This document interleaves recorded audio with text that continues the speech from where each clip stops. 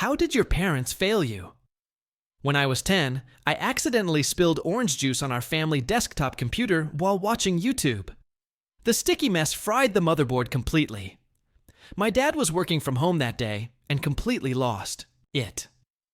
He grounded me for a week, took away my phone, and yelled for what felt like hours about responsibility and consequences. But here's the thing.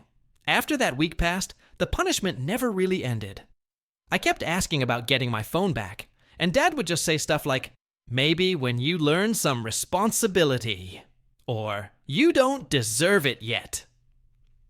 A month went by, still nothing. 2 months, 3 months. I started thinking maybe he forgot, but every time I brought it up, he'd get this look like I was crazy for even asking. By the time I turned 11, I still wasn't allowed any electronics. No computer, no phone, no tablet. When I needed to do school, assignments that required typing, I had to walk to the public library after school and use their computers for 30 minutes at a time. Kids would ask why I didn't just do it at home, and I'd make up excuses about our internet being broken. The worst part was watching everyone else get better at technology, while I fell further behind. My friends would text each other constantly, share memes, play online games together. I became the weird kid who didn't know what anyone was talking. About half the time, when I turned 13, our school started issuing Chromebooks for homework. Everyone got permission forms to take home. I was so excited, thinking finally this would be my chance to catch up. But when I brought the form to Dad, he read it over and just shook his head. "You're not ready for this kind of responsibility," he said, crumpling up the paper.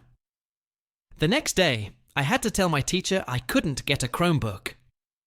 She looked confused and asked why. I mumbled something about my parents preferring I do work on paper.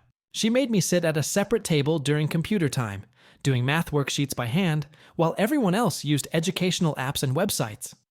My grades started slipping because I couldn't submit assignments digitally like everyone else. I didn't know how to use Google Docs or research things online efficiently.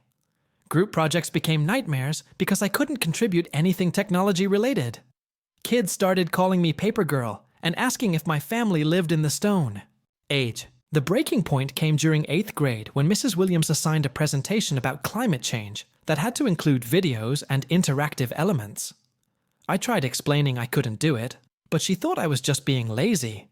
When I broke down, crying in front of the whole class, admitting my dad wouldn't let me use any electronics because I spilled juice on a computer 3 years ago. The room went completely silent. Mrs. Williams kept me after class and asked more questions. When I told her about the orange juice incident and how I'd been banned from technology ever since, she got this horrified look on her face. She said she was going to call home, but I begged her not to because I knew Dad would just get angrier. 2 days later, a social worker showed up at our house. Apparently, Mrs. Williams had contacted them about educational neglect. The social worker sat down with me and Dad and asked why I wasn't allowed to use basic school resources that every other kid had access to. Dad actually went to the garage and brought back the old keyboard from the computer I'd broken. It was still stained orange, and some keys were sticky. He held it up like it was evidence in a court case. "This is what happens when she's irresponsible with technology," he said. "Seriously, actions have consequences." The social worker stared at him for a long moment, then asked how long ago this happened. When Dad said 3 and 1 or 2 years, her expression completely changed. She explained that my punishment was preventing me from getting a proper education, and that they were going to require him to provide me with access to a computer for schoolwork. Dad was furious after she left, but he couldn't argue with CPS. He bought me a cheap laptop the next week, but made it clear he wasn't happy about it. Every time I used it, he'd hover nearby, making comments about being forced to trust me again. It took months of using school computers and watching YouTube tutorials just to catch up on basic stuff my classmates had been learning for. When I was 10, I accidentally spilled orange juice on our family desktop computer while watching YouTube. The sticky mess fried the motherboard completely. My dad, working from home that day, completely lost it. He grounded me for a week, took away my phone, and lectured endlessly about responsibility and consequences. But the punishment didn't. Stop there. Weeks turned into months, and I still wasn't allowed any electronics. No phone, computer, or tablet. School assignments that needed typing meant walking to the public library after class for limited computer time. Kids asked why I didn't have a computer at home, and I made excuses like the internet being broken. Meanwhile, I watched friends text nonstop, share memes, and play games online. I became the weird kid who didn't understand half the conversations. When school gave out Chromebooks, I was excited, but Dad refused to sign the permission form, saying I wasn't responsible enough. In class, I was isolated during computer time with paper worksheets, while friends used educational apps. My grades slipped, I couldn't keep up with digital submissions, and group projects became nightmares. Kids teased me as Paper Girl, asking if I lived in the Stone Age. The breaking point came in 8th grade with a climate change presentation, requiring videos and interactive content. I broke down crying, explaining my tech ban started years ago because of a spilled juice incident. Mrs. Williams contacted a social worker about educational neglect. The social worker confronted Dad, who awkwardly showed her the damaged keyboard as evidence. She explained that my punishment was harming my education and ordered Dad to provide me with a computer. Dad bought me a cheap laptop, but hovered constantly, skeptical of trusting me again. It took months of extra effort watching tutorials just to catch up on basics my classmates already knew. The damage lingered far beyond the spill itself. Story 2. This story is titled, My Family Stole the Business I Started, but Karma Hit Them Hard. Now they're asking for my help. Guys, before we start the video, I just saw something crazy. 82% of you watching right now aren't subscribed. If you're already here enjoying the content, why not hit that subscribe button? It's completely free, takes just a second, and it really helps the channel grow, so I can keep bringing you more stories you love. Now, let's start the video. OP starts by saying, Alright, so here's how this all started. My family has always been about business, but let's be clear, they've never owned anything. They've spent their lives working under someone else, clocking in and thinking they're living the dream, because they got a decent paycheck and a pat on the back at the company Christmas party. My dad, corporate lifer. My uncle, same boat, just a fancier job title. And my brother, he wasn't anything special either, just another cog in the machine. Me though, I wasn't about to waste my life like that. I wanted something more. So, after slogging through some soul-sucking jobs to save up cash, I decided to start my own thing, a startup. I had a solid idea, but what I didn't have was enough money. That's when I turned to my family.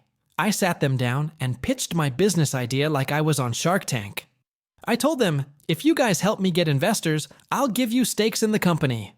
Simple, right? They weren't exactly doing me a favor. They were getting a piece of the pie if it worked out. To my surprise, they actually came through. I mean, I didn't think they'd take me seriously at first. My dad's the kind of guy who thinks entrepreneurship is just a fancy way of saying unemployed. But they pulled some strings, called up a few people they knew, and boom, I had investors. Not just any investors either. These were the real deal. People with money and connections. I was floored. For once, I felt like my family actually believed in me. And they didn't just stop at finding investors. They started getting involved in the business itself, tossing around ideas, offering advice, and even helping with some of the grunt work. I thought it was great at the time. I was like, wow, my family actually has my back. I didn't see it for what it really was, the beginning of them worming their way into something they didn't build. Anyway, I busted my ass getting this company off the ground. Late nights, early mornings, skipped meals. It was a grind like nothing I'd ever experienced before, but it paid off. By the second year, my startup blew up. I'm talking real success. Enough money to make my head spin. We were making deals left and right, and I finally felt like all my hard work was paying off. That's when my family started showing up more. At first, I didn't think much of it. My dad and uncle quit their jobs to work with me full-time, and my brother did the same. I thought it was awesome. I mean, who wouldn't want their family involved? In something so personal and important, my dad would show up to meetings pretending he was the big boss, even though he didn't understand half the stuff we were discussing. My uncle started acting like he was some kind of business guru because he had a background in finance. And my brother, that dude didn't know about running a company, but he strutted around the office like he was Elon Musk or something. Looking back, there were so many red flags I should have seen, but I didn't. I was too caught up in the success to notice. I mean, how could I complain? My company was thriving, and my family was finally coming together. My brother and I, who used to fight like cats and dogs over the dumbest stuff, were actually getting along. We weren't arguing about whose turn it was to take out the trash or who mom loved more. We were working together. It felt like my business had healed all the old wounds between us. I was proud. Hell, I thought this was what success was supposed to feel like. But man, was I wrong. So damn wrong. I think back to all the little things I ignored. Like how my family kept telling me to watch my back around my friends and employees. They'd say like, "You never know who's just trying to use you." Or, "Be careful with your girlfriend. She might just be here for the money." At the time, I thought, they were looking out for me. I mean, who wouldn't trust their own family? But now, I realized they were planting seeds. They wanted me to think that the only people I could trust were them. And the worst part, I fell for it. At the time, I wasn't even that rich. Sure, I was doing well, but I wasn't rolling in cash like some billionaire. My friends and employees weren't out to screw me over. They were just doing their jobs and living their lives. But my family, they were slowly positioning themselves, making sure I leaned on them for everything. The first real crack in the facade came during the pandemic. Everything went remote, and we started doing meetings online. That's when the power play started. Suddenly, my ideas weren't good enough anymore. The same ideas that built the company were now being shot down left and right. My dad and uncle would gang up on me during meetings, and my brother would sit there like a smug little nodding, along with whatever they said. They'd suggest their own half-baked ideas, acting like they were the saviors of the company. It was exhausting. I went from loving my job to dreading it. The company I built, the place that gave me a sense of purpose, was turning into a source of anxiety and stress. And the worst part, I didn't know how to stop it. My family wasn't just employees, they were part owners now. They had stakes in the company, and they weren't afraid to use that power against me. At the time, I brushed it off, thinking, it's just a rough patch. We'll get through it. But deep down, I think I knew things were starting to go downhill. My family wasn't here to help me. They were here to take over, and I was too blind to see it. Looking back, I can't believe how stupid I was. The signs were all there, glaringly obvious. But I ignored every single one of them, because I was too wrapped up in the idea of having my family by my side. I thought, this is great, we're a team now. Yeah, a team of backstabbing, waiting for the perfect moment to screw me over. It started small, like most betrayals do. During our online meetings, they'd interrupt me mid-sentence to offer their perspective.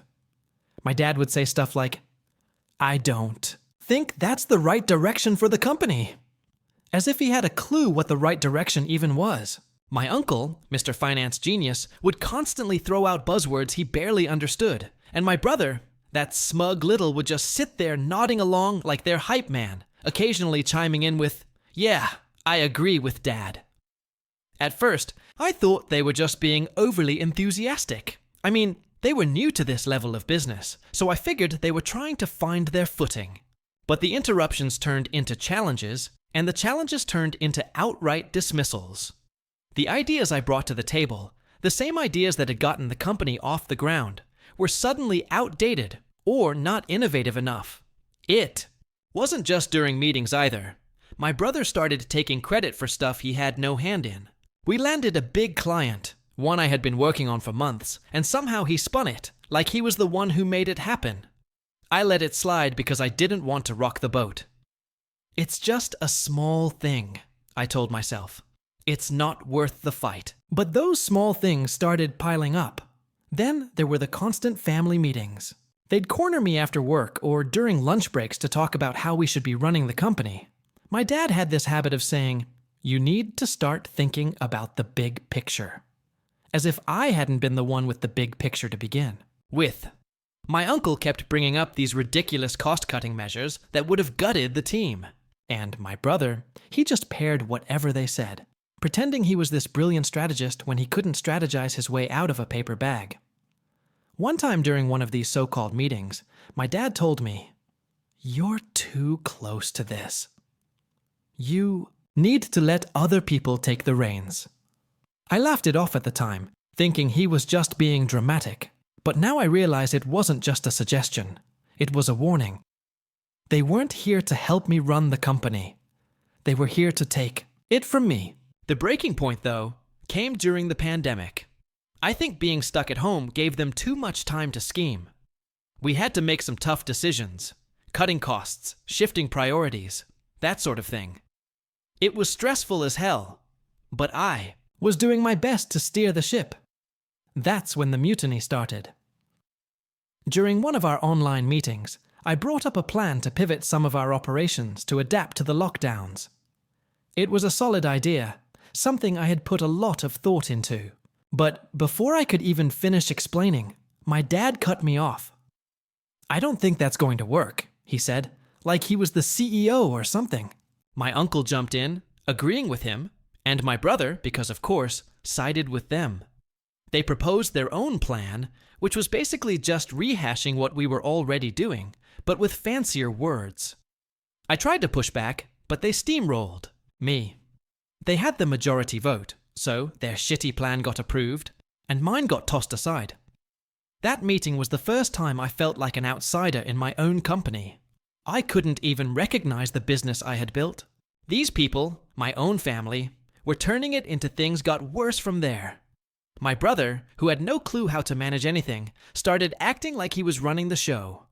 He'd send out emails to the team, signing off as if he were the CEO, and even started making decisions without consulting me. When I confronted him about it, he brushed it off. "I'm just taking initiative," he said, like I should be proud of him. My dad and uncle weren't any better. They started holding meetings without me, making decisions behind my back. When I found out, they acted like it was no big deal. "We didn't want to bother you," my dad said, as if I wasn't the one who created this damn company in the first place. I tried to push back, but it was like talking to a brick wall. They had me outnumbered, and they knew it. Every time I brought up an issue, they'd gang up on me, making me feel like I was the problem. "You're being too emotional," my uncle would say, like I wasn't allowed to care about the business I built from the ground up. And my brother, that little had the nerve to tell me, "Maybe you should take a step back and let us handle things for a while." The audacity of that guy still pisses me off when I think about it. By the time we hit the midpoint of the lockdowns, I was miserable. Anxiety was through the roof, and I was having panic attacks before meetings. The company I once loved felt like a prison, and my family were the wardens. I knew something had to give, but I wasn't ready to admit just how bad things had gotten. It wasn't until later that I realized what they were doing. They weren't just undermining me. They were setting the stage to push me out entirely. And like an idiot, I let them. The whole situation turned into something straight out of a bad drama series. Except it was my life. The writing was on the wall for a while, but I was too wrapped up in trying to fix things to see what was coming. It all started with a mid-year meeting. I came into the meeting prepared, thinking it would be a tough but straightforward discussion. I should have known better. Right out of the gate, my uncle in all his smug glory suggested that maybe I should be on the chopping block. At first, I thought it was a joke. I mean, who says that to the person who built the company from scratch? But nope, he was dead serious. He started talking about how my brother had stepped up during the pandemic and was now handling most of the responsibilities. According to him, it only made sense for my brother to officially take over my role. I was floored. My brother taking over my role. The same guy who thought profit margins were something you color-coded on a spreadsheet. The same guy who once confused gross revenue with net profit during a client presentation. You've got to be kidding me! Before I could even process what was happening, my dad chimed in. He had the audacity to suggest that I either step down voluntarily or accept a demotion. A demotion in my own company. He said it with this fake-ass tone like he was doing me a favor, like he was being the reasonable one in the room. "We just think it's for the best," he said, as if I was some intern who had screwed up too many coffee orders. I looked around the virtual meeting, waiting for someone, anyone, to defend me. But no, my uncle nodded along like a bobblehead, and my brother, that little snake, didn't even have the guts to make eye contact with the camera. He just stared at his desk, probably hoping I wouldn't call him out. I tried to argue, but they shut me down so fast it was like they'd rehearsed it. My dad started talking about how business is business, and how I needed to separate my emotions from the company's needs. My uncle backed him up, throwing in some about the greater good, and how my brother was the natural leader now. The whole thing was a setup, and I walked right into it. They voted me out just like that. My own family voted me out of my company. I didn't even know what to say. I just sat there staring at the screen, trying to figure out how the hell I'd let it get to this point. These were the people I trusted most in the world, and they stabbed me in the back without so much as a second thought. The rest of the meeting was a blur. They moved on like nothing had happened, talking about next steps and assigning responsibilities. My responsibilities to my brother. It was like I didn't exist anymore. I logged off without saying a word. What could I say? Anything I wanted to scream at them would have just made me look even worse. After the meeting, I sat in my office for hours, staring at the wall. I couldn't believe it. My family, my own flesh and blood, had just kicked me out of the company I built with my blood, sweat, and tears. I felt like an idiot for ever trusting them. All those late nights, all the sacrifices, all the times I went above and beyond to make sure the company succeeded, it didn't mean to them. They saw an opportunity to take over, and they took it.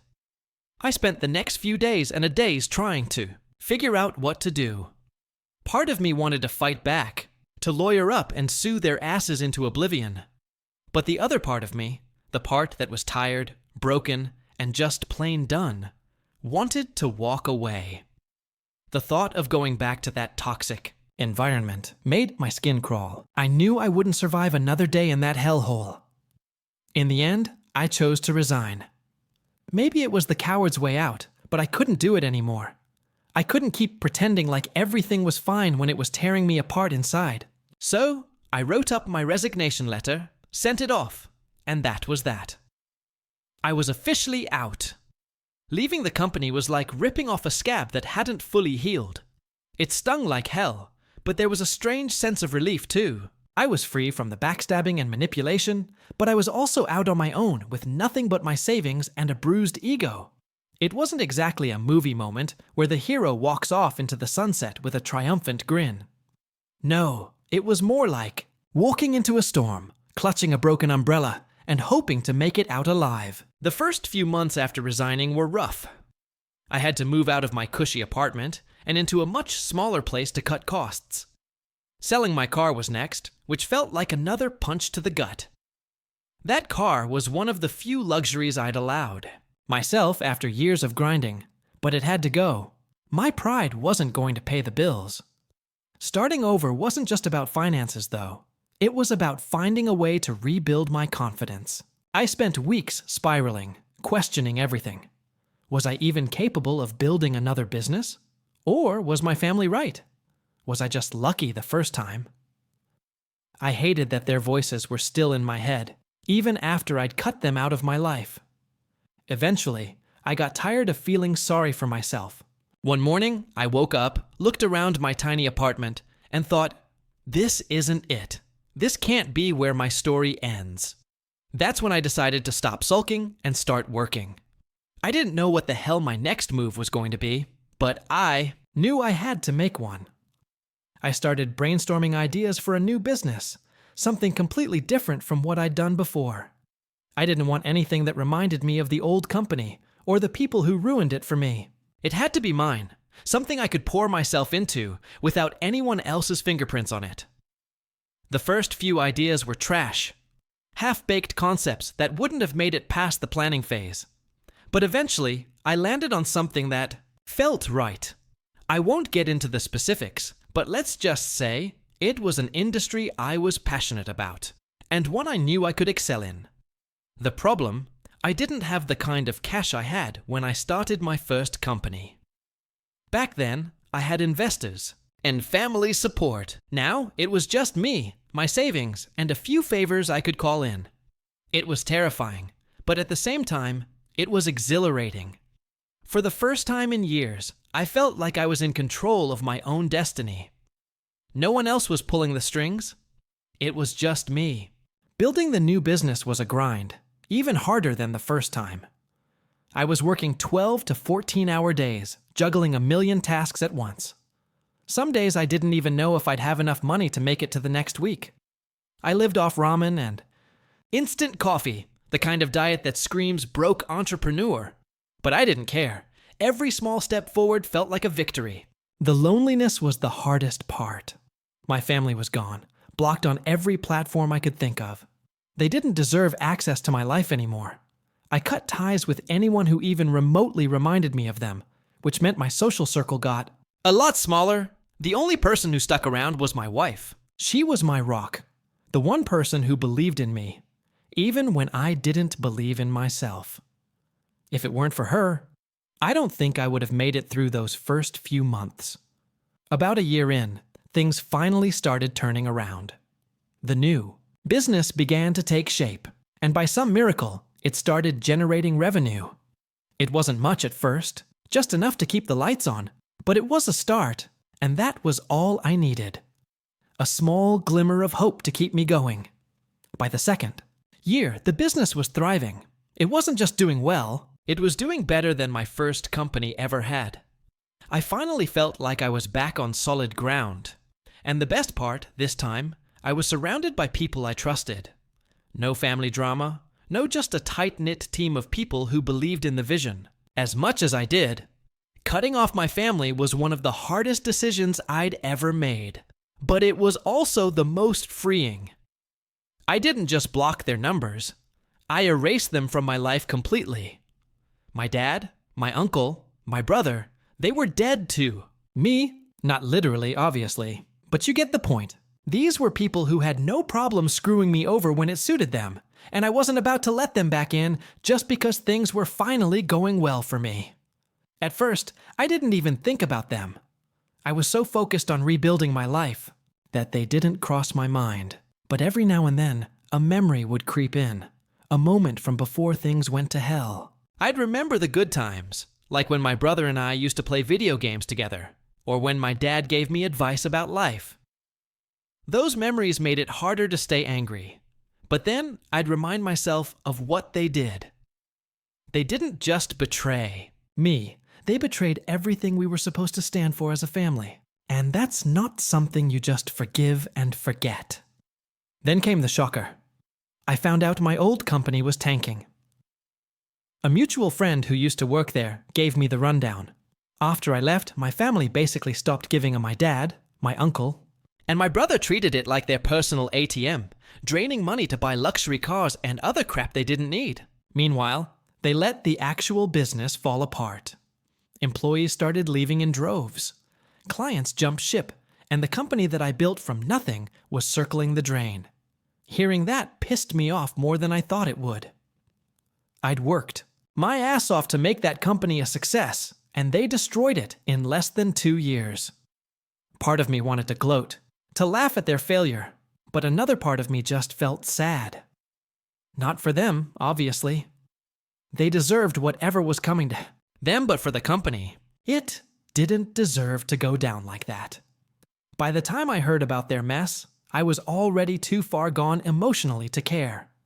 My focus was on my new business, my new life, and the people who actually gave a damn about me. As far as I was concerned, my family could sink with the ship they'd stolen from me. I was finally in a good place. My new business was thriving. My personal life felt stable, and I'd moved on. Or at least I thought I had. But of course, life has a way of dragging you back into the mess you thought you'd escaped. And surprise, the mess came in the form of my brother. It all started when I was reviewing resumes for a senior position in my company.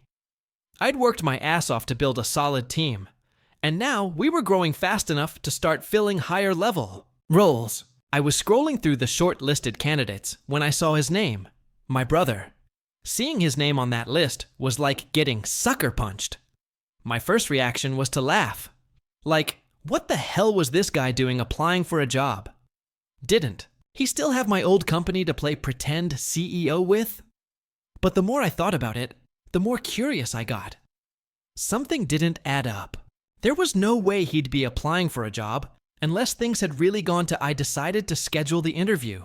Not because I wanted to hire him, but because I needed answers. The day of the interview, he walked into my office looking like a ghost of his former self.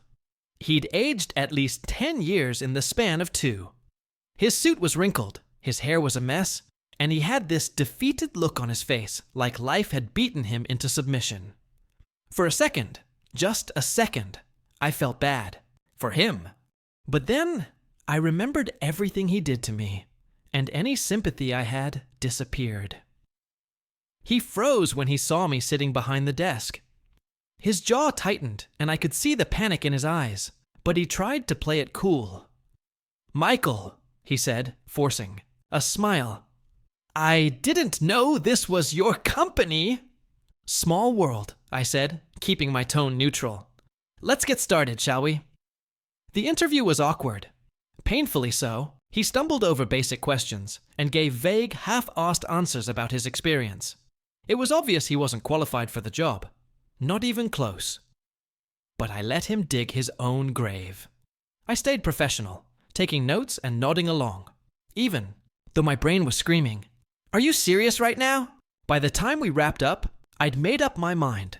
There was no way in hell I was hiring him. As he stood to leave, I hit him with the same line he'd thrown at me during that fateful meeting years ago. "I think your contributions would be better suited to a lower-level role. You might want to consider applying for something more appropriate." The look on his face was priceless. He went from shocked to pissed in about 2 seconds flat. "Are you kidding me?" he snapped. "This is unprofessional as hell. You're letting your personal feelings cloud your judgment." I leaned back in my chair, trying not to laugh. "You're free to leave if you don't like it," I said, echoing his own words from all those years ago. And just like that, he stormed out, slamming the door behind him. I thought that was the end of it. But of course, it wasn't. Within hours, my phone started blowing up. Texts, calls, voicemails, all from my family. My dad accused me of sabotaging my brother's career out of spite. My uncle went on a rant about how I was disrespecting the family. Even my mom, who had been mostly silent throughout this whole ordeal, chimed in, begging me to be the bigger person and give my brother another chance. The cherry on top, my wife. She'd always been supportive of me, but even she started questioning my decision. "Maybe you should reconsider," she said one night. "He has a family to support." Kids, Michael. Think about the kids. I wanted to scream. Why was everyone acting like this was my problem? My brother had made his bed, and now he had to lie in it. He didn't care about me when he was voting me out of my own company, so why the hell should I care about him now? But the guilt started, creeping in. As much as I hated to admit it, I couldn't shake the image of him sitting in my office looking like a broken man. Was I being petty? Was I letting my anger get the best of me? I didn't know anymore. A few days later, I got a call from a mutual friend who used to work at my old company. He filled in the blanks for me, and holy, it was worse than I thought. Apparently, after I left, my family treated the business like their personal piggy bank. They bought luxury cars, threw lavish parties, and basically acted like royalty. Meanwhile, the actual business was falling apart. Clients were leaving, employees were quitting, and the company was hemorrhaging money. By the time the pandemic ended, it was a complete disaster. They thought the company would run itself, my friend said. They didn't realize how much work you were actually doing. Hearing that felt like a twisted kind of validation. I wasn't crazy. I wasn't imagining things. My family had been riding my coattails all along. Without me, they were nothing. But the validation didn't make the situation any less messy. Now I had a decision to make. Part of me wanted to swoop in and buy the company back.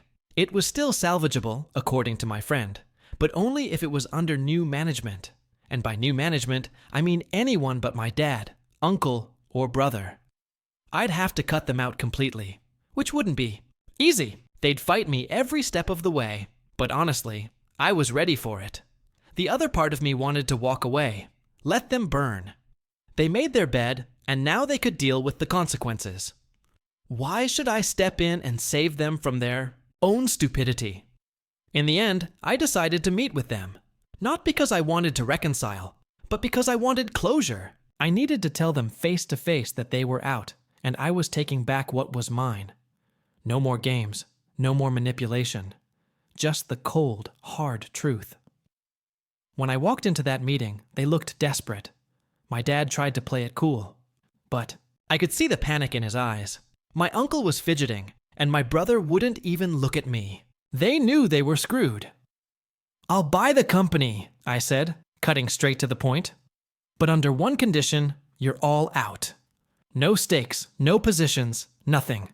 You walk away with the cash, and that's it." They argued, of course, my dad said. It was unfair. My uncle claimed he deserved a role, and my brother, well, he just sat there sulking. But in the end, they caved. They needed the money more than they needed the pride. Walking out of that meeting felt damn good. For the first time in years, I felt like I'd won.